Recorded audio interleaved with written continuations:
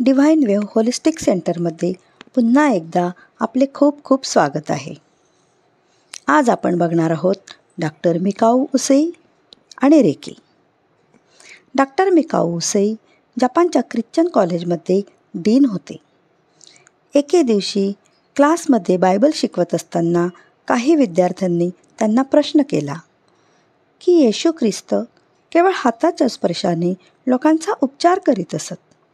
हे सत्य आहे का?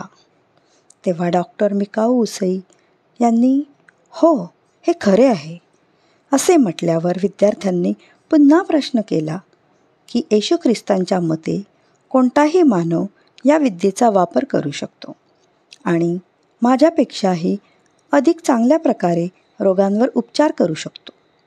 मग ही विद्या कुठे आहे आणि हे जर खरे असेल तर त्याचा विधी काय आहे? या प्रश्नांनी डॉक्टर मिकाऊ उसई यांचे मन विचलित झाले, कारण या प्रश्नाचे उत्तर त्यांच्याकडे नव्हते. त्यामुळे ते व्यथित झाले. त्यांची जिज्ञासा जागृत झाली. त्यांनी नोकरीचे त्यागपत्र दिले आणि या प्रश्नाचे उत्तर शोधून काढणे हेच त्यांनी जीवनाचे ध्येय बनविले. चला तर मग याची पुढची माहिती आपण पुढील भागात बघूया. धन्यवाद, धन्यवाद, धन्यवाद.